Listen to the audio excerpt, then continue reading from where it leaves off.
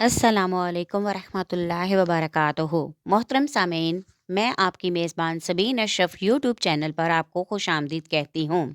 जैसा कि आप जानते हैं, ईमान की शाहें उन्वान से आपके सामने ऑडियो बयान की जा रही होती हैं और आज की शाख हमारी मरने के बाद वाली ज़िंदगी पर ईमान के नाम से है और ये ईमान की 7वीं शाख है जो आज आपके सामने बयान की जाएगी। एक मुसलमान का ये अकीदा होना बहुत ज़रूरी है कि इस दार फ़ानी से एक ना एक दिन कूच करना है। चंद साइतें गुजार कर अपना रखते सफ़र बांधना है और फिर दोबारा भी उठना है और हिसाबो किताब देना है। अपने किए हुए पर जज़ा सज़ा हासिल करना है। इरशाद बारी ताला है, सूरह तगाबुन में इरशाद होता है, कुफार ये गुमान करते हैं कि उन्हें हरगिज़ दोबारा जिंदा ना किया जाएगा। आप फरमाइए क्यों नहीं, मेरे रब की कसम, तुम्हें ज़रूर जिंदा किया जाएगा और फिर तुम्हें आगाह किया जाएगा जो तुम किया करते थे।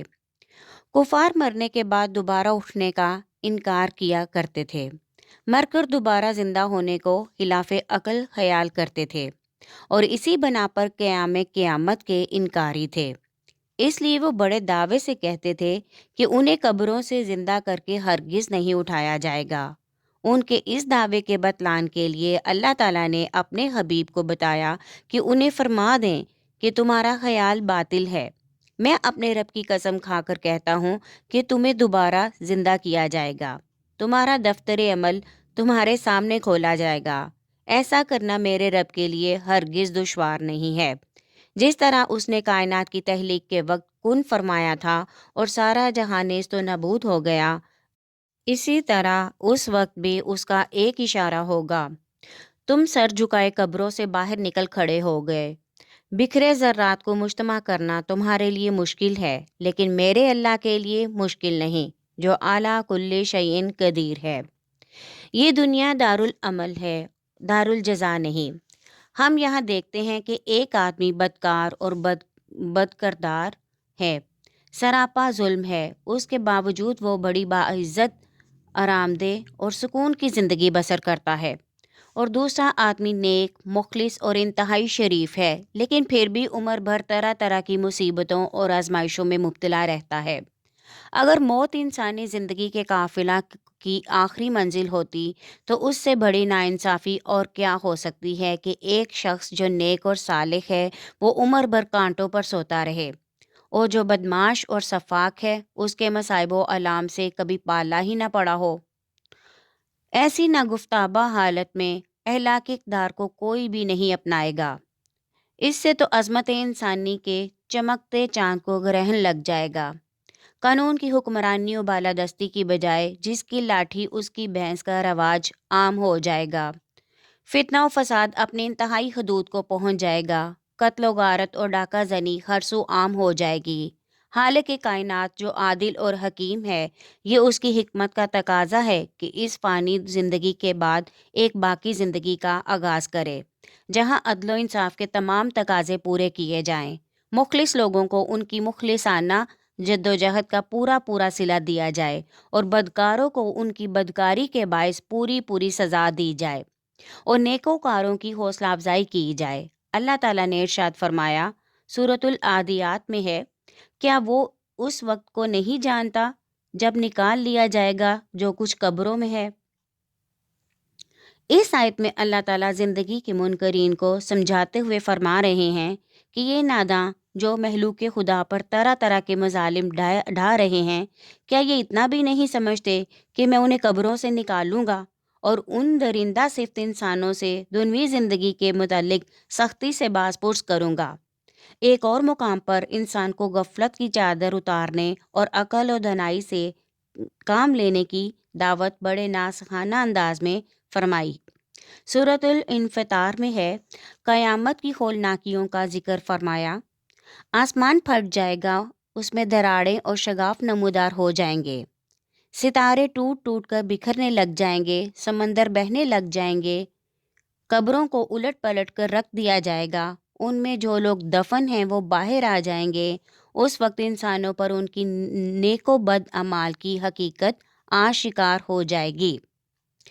फिर फरमाया, सूरतुल तकवीर में इरशाद होता है, حبیب یاد کرو، جب سورج لپیٹ دیا جائے اور جب ستارے بے نور ہو جائیں گے اور جب پہاڑوں کو اکھیڑ دیا جائے گا اور جب 10 ماہ کی حاملہ اونٹنیاں چھوڑ دی جائیں گی اور جب وحشی جانور اکٹھے کر دیے جائیں گے اور جب سمندر بھڑکا دیے جائیں گے اور جب جانیں جسموں سے جوڑی جائیں گی اور جب زندہ درگوں کی ہوئی بچی سے پوچھا جائے گا کہ وہ کس گناہ کے باعث ماری گئی، اور جب اعمال نامے کھولے جائیں گے اور جب آسمان کی کھال اتار لی جائے گی اور جب جہنم دہکائی جائے گی اور جب جنت قریب کر دی جائے گی، تو اس دن ہر شخص جان لے گا کہ وہ کیا لے کر آیا ہے۔ حیات بعد الممات پر قرآن و حدیث کے دلائل۔ اللہ تعالیٰ نے قرآن مجید میں بے شمار مقامات پر دنیاوی زندگی کے اختتام پر نئی شروع ہونے والی زندگی یعنی حیات برزخی کا ذکر فرمایا ہے۔ اس دار فانی میں چند دن گزار کر انسانی زندگی کا دوسرا سفر شروع ہوتا ہے، جسے برزخی زندگی کہتے ہیں۔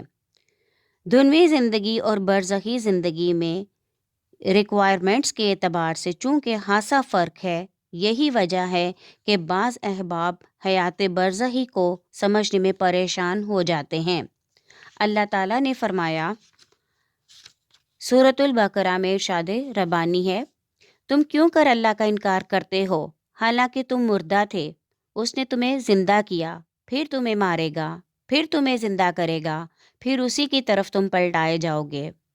اس مقام پر 2 صورتوں میں موتوں اور 2 زندگیوں کا ذکر کیا گیا ہے۔ سورۃ الحج میں ارشاد ہوتا ہے، اور وہی ہے جس نے تمہیں زندگی دی، پھر مارے گا اور پھر زندگی عطا کر دے گا۔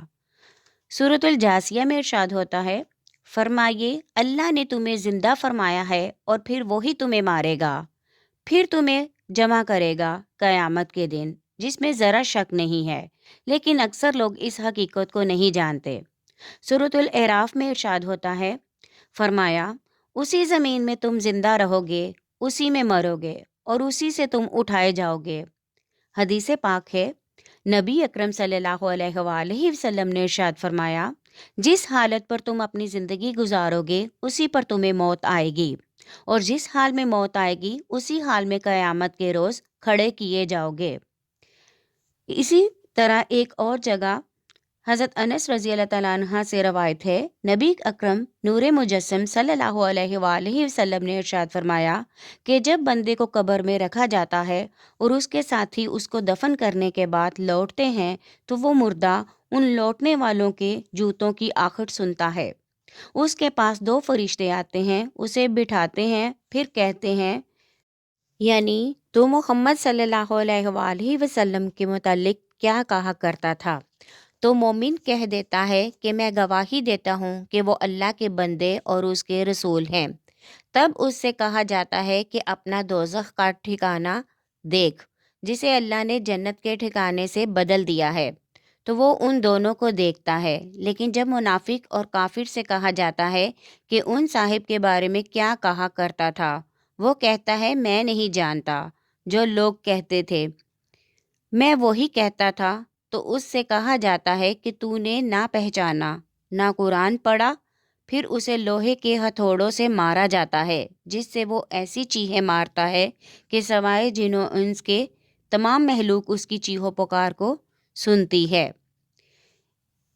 اسی حوالے سے قرآن مجید کی سورۃ الحج میں ارشاد باری تعالیٰ ہے، اگر تمہیں مرنے کے بعد اٹھنے میں شک ہے، تو تمہیں معلوم ہونا چاہیے کہ ہم نے پہلے بھی تمہیں مٹی سے پیدا کیا تھا۔ جو ذات انسان کی پہلی تخلیق مٹی سے کر سکتی ہے، وہ اس کی نشاط ثانیہ مٹی یا کسی اور شے سے کیوں نہیں کر سکتی؟ سورہ یاسین میں ارشاد باری تعالیٰ ہے، ان سے کہیے کون ہڈیوں کو دوبارہ زندہ کرے گا جبکہ وہ بسیدہ ہو چکی ہوں گی؟ فرما دیں ان کو وہی زندہ کرے گا جس نے پہلی بار انہیں زندگی بخشی تھی۔ ان سے کہو ہاں تم پتھر بن جاؤ یا لوہا یا کوئی ایسی چیز جس کا زندہ ہونا تمہارے خیال میں ناممکن ہو، پھر وہ پوچھیں کہ ہمیں دوبارہ کون زندہ کرے گا، تو فرما دو کہ وہی جس نے پہلی بار تم کو پیدا فرمایا۔ इन तमाम आयात में एक ही बात को वाज़ेह किया गया है कि जिस ज़ात ने तुम्हें पहले बनाया है वही तुम्हें दोबारा ज़िंदा करेगा और इस जिस्म पर ज़िंदा करेगा जिस जिस्म पर उसने तुम्हें पहली दफ़ा तहलीक फरमाया था। हज़रत फ़ारूक आज़म रज़ी अल्लाह ताला अन्हा से रवायत है, ईमान ये है कि तुम अल्लाह पर, फ़रिश्तों पर, किताबों पर, रसूलों पर, मरने के बाद उठने पर और तकदीर पर ईमान लाओ। उम्मीद है आज की वीडियो पसंद आएगी। मरने के बाद वली ज़िंदगी पर ईमान आज की ऑडियो का उन्वान था और ये ईमान की शाखों में से ईमान की 7वीं शाख बयान की गई है। ऑडियो पसंद आए तो उसे लाइक करें, शेयर करें और कमेंट में अपनी राय का इज़हार ज़रूर करें। और अगर अभी तक आपने हमारा चैनल सब्सक्राइब नहीं किया तो सब्सक्राइब कर दें। शुक्रिया।